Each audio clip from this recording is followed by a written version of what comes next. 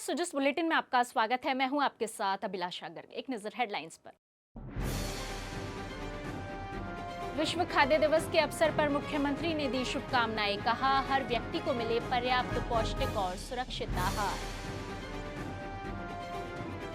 हर sir को छत संकल्प की ओर प्रदेश सरकार का एक और कदम। दिवाली से पूर्व 159 आवंटियों को मिले सपनों के घर के आवंटन पत्र। नगरीय विकास एवं आवासन मंत्री ने किया वितरण। नवीन आपराधिक कानूनों पर आधारित प्रदर्शनी बनी आकर्षण का केंद्र। न्याय प्रणाली को लेकर बढ़ रही है जागरूकता। लोगों को मिल रही न्याय प्रक्रिया की सरल और सटीक जानकारी। मुख्यमंत्री श्री भजनलाल शर्मा ने विश्व खाद्य दिवस के अवसर पर प्रदेशवासियों को हार्दिक शुभकामनाएं दी है। इस अवसर पर मुख्यमंत्री ने सोशल मीडिया संदेश के माध्यम से कहा कि हम सभी खाद्य सुरक्षा सुनिश्चित करने, पोषण स्तर को सुदृढ़ बनाने और भोजन की बर्बादी रोकने का दृढ़ संकल्प लें, ताकि प्रत्येक व्यक्ति को पर्याप्त पौष्टिक और सुरक्षित आहार उपलब्ध हो सके। मुख्यमंत्री ने कहा कि राज्य सरकार खाद्य सुरक्षा और पोषण के क्षेत्र में अनेक प्रभावी योजनाओं और प्रयासों के माध्यम से सतत कार्य कर रही है। मुख्यमंत्री श्री भजनलाल शर्मा ने राष्ट्रीय सुरक्षा गार्ड के 41वें स्थापना दिवस के अवसर पर सभी को हार्दिक शुभकामनाएं दी है। मुख्यमंत्री ने कहा कि एनएसजी देश की आंतरिक सुरक्षा, एकता और अखंडता की रक्षा में सदैव तत्पर एक अत्यंत सक्षम और समर्पित बल है। उन्होंने कहा कि एनएसजी के कमांडो का साहस, अनुशासन और वीरता हम सभी नागरिकों के लिए प्रेरणा का स्रोत है। राष्ट्र की सुरक्षा और शांति व्यवस्था बनाए रखने में एनएसजी का योगदान अविस्मरणीय है और संपूर्ण देश को उन पर गर्व है। मुख्यमंत्री श्री भजनलाल शर्मा की पहल पर प्रदेश में वरिष्ठ नागरिकों के लिए जीरियाट्रिक हेल्थ केयर को मजबूत किया जा रहा है।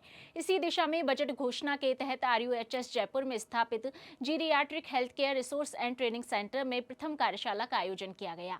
कार्यशाला में राज्य के विभिन्न जिलों से आए लगभग 80 चिकित्सा अधिकारियों ने भाग लिया और वृद्ध जनों की देखभाल से संबंधित नवीनतम चिकित्सा प्रोटोकॉल और व्यवहारिक पहलुओं पर प्रशिक्षण प्राप्त किया। प्रशिक्षण कार्यक्रम में जीरियाट्रिक केयर के क्षेत्र में सुपर स्पेशलिटी और ब्रॉड स्पेशलिटी के विशेषज्ञ चिकित्सकों द्वारा विस्तृत जानकारी और व्यवहारिक प्रशिक्षण प्रदान किया गया। कार्यक्रम का उद्देश्य वरिष्ठ नागरिकों के लिए गुणवत्तापूर्ण चिकित्सा सेवाएं उपलब्ध करवाना और राज्य स्तर पर जीरियाट्रिक हेल्थ केयर की सुदृढ़ व्यवस्था विकसित करना है। प्रधानमंत्री श्री नरेंद्र मोदी के कुशल मार्गदर्शन में मुख्यमंत्री श्री भजनलाल शर्मा ने महिला, युवा, मजदूर और किसानों के कल्याण के लिए प्रतिबद्धता के साथ महत्वपूर्ण कदम उठाए हैं। इसी क्रम में राज्य सरकार भूमि स्वामित्व के अधिकार को सुनिश्चित करते हुए स्वामित्व योजना के अंतर्गत प्रदेश के ग्रामीणों को पट्टे वितरित कर रही है।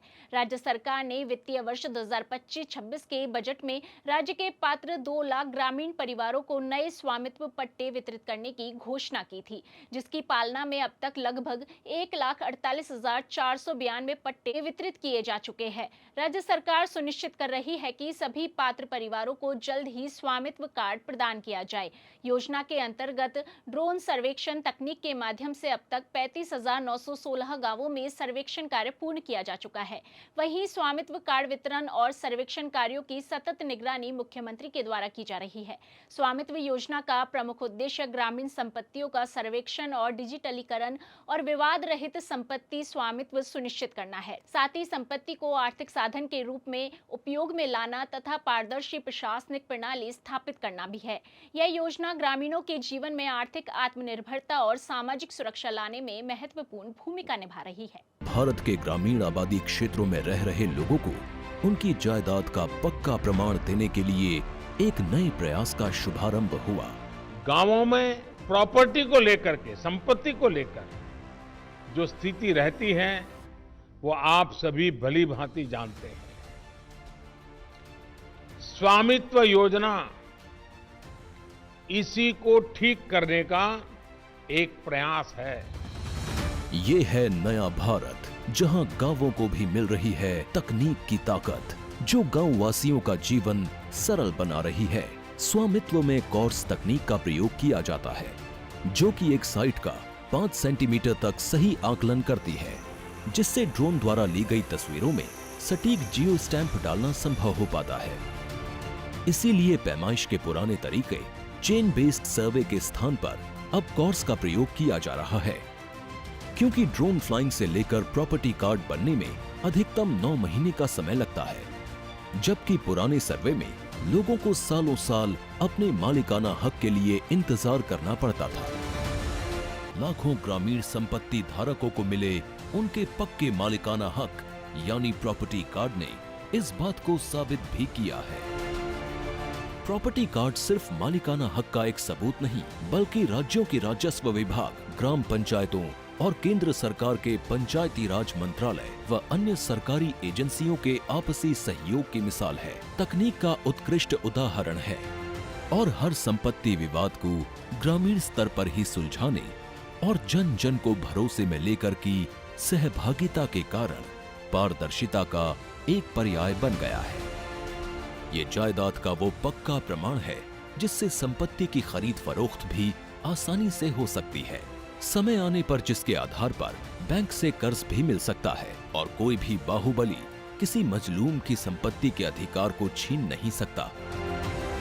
संपत्ति का पक्का अधिकार देकर गांव के जन जन को सशक्त करने के लिए थामकर स्वामित्व की डोर, आओ चले ग्रामोदय की ओर। मुख्यमंत्री श्री भजनलाल शर्मा के नेतृत्व में राज्य सरकार द्वारा हर सर को छत के संकल्प को साकार करने की दिशा में ठोस कदम उठाए जा रहे हैं। इसी क्रम में राजस्थान हाउसिंग बोर्ड द्वारा निर्मित समृद्धि अपार्टमेंट जयपुर के 159 पात्र आवंटियों को आवंटन पत्र प्रदान किए गए। इस अवसर पर नगरीय विकास एवं आवासन मंत्री श्री झाबर सिंह खर्रा मुख्य अतिथि के रूप में उपस्थित रहे और उन्होंने लाभार्थियों को उनके सपनों के घर के दस्तावेज सौंपे। यह आयोजन प्रतापनगर स्थित मंडल के वृत्त प्रथम कार्यालय में चल रहे शहरी सेवा शिविर 2025 अभियान के अंतर्गत किया गया, जिसका उद्देश्य नगरीय क्षेत्रों में जनसेवा को त्वरित, पारदर्शी और सुलभ बनाना है। नगरीय विकास एवं आवासन मंत्री श्री खर्रा ने इस अवसर पर कहा कि राज्य सरकार का लक्ष्य केवल मकान बनाना नहीं बल्कि हर परिवार को सम्मानजनक जीवन प्रदान करना है। उन्होंने बताया कि मुख्यमंत्री श्री भजनलाल शर्मा के नेतृत्व में प्रदेश में हर स्तर को छत के संकल्प को साकार करने की दिशा में ठोस कदम उठाए जा रहे हैं। मंत्री श्री खर्रा ने सभी 159 आवंटियों को शुभकामनाएं देते हुए कहा कि यह घर केवल 4 दीवारें नहीं बल्कि एक नई शुरुआत और आत्मनिर्भर जीवन की नींव है। नवीन आपराधिक कानूनों में आमजन को त्वरित न्याय दिलाने और पुलिस प्रकरणों में राहत दिलाने पर विशेष फोकस किया गया है। इस कानूनों से संबंधित विभिन्न पहलुओं को सरल और सजीव तरीके से लोगों तक पहुंचाने के लिए नव विधान न्याय की नई पहचान थीम पर विशेष प्रदर्शनी का जयपुर के सीतापुरा स्थित JCC में आयोजन किया जा रहा है। नए आपराधिक कानूनों पर आयोजित हो रही प्रदर्शनी में आमजन बढ़ चढ़ कर हिस्सा ले रहे हैं। एग्जीबिशन में उन्हें आपराधिक कानूनों की जानकारी 3 चरणों में सजे 10 लाइव मॉडल के माध्यम से प्रदर्शित की जा रही है। इस दौरान प्रदर्शनी में भाग लेने वाले पुलिस अधिकारियों ने नए क्रिमिनल कानूनों पर बनी थीम आधारित झलकियों का निरीक्षण किया और कहा कि यह पहल समाज में कानून की नई समझ को जन्म दे रही है। जी, मेरा नाम अजीत पाल है। मैं डिप्टी SP जिला सीकर में पदस्थापित हूँ और हमारे सीकर जिले की टीम यहाँ पे आई है। जो न्यू क्रिमिनल लॉ से संबंधित जो एग्जीबिशन लगी हुई है इसमें हमारी टीम आई है और हम लोगों ने जो पूरा यहाँ पे जो एक शो के एक प्ले के माध्यम से जो इन्होंने न्यू क्रिमिनल लॉज को दिखाया है, बताया है, बड़े इजी तरीके से समझाया है। और ये जो अभी तक पुलिस मतलब एक ऐसी फेज में चल रही थी कि पुराने क्रिमिनल लॉज और न्यू क्रिमिनल लॉज के बीच में जो एक समझने में थोड़ी सी प्रॉब्लम आ रही थी, उसको बड़े आसान तरीके से, सिंपल तरीके से यहाँ समझाया है, सब लोगों के अच्छे से समझ में आया है। और इस चीज़ को अब अपने फील्ड में और जो अपना जो कार्य क्षेत्र है वहाँ पर इम्प्लीमेंट करने के लिए मेरे हिसाब से हमारी टीम पूरी तरीके से तैयार है। और बड़ा सिंपल तरीके से और बहुत अच्छे तरीके से आम लोगों के लिए समझने के लिए भी बहुत ही मतलब अच्छे तरीके से यहाँ पे डिस्प्ले किया हुआ है और एक प्ले के माध्यम से। और जो एग्जीबिशन लगाई है जिसमें अलग अलग जो पुलिस की जो सारी फील्ड है उन सब के बारे में बताया गया है, तो ये सबके लिए फ़ायदेमंद है, ना सिर्फ हम पुलिस के लिए, बाकी जो आम लोग हैं उन लोगों के लिए बड़ा ही फायदेमंद है।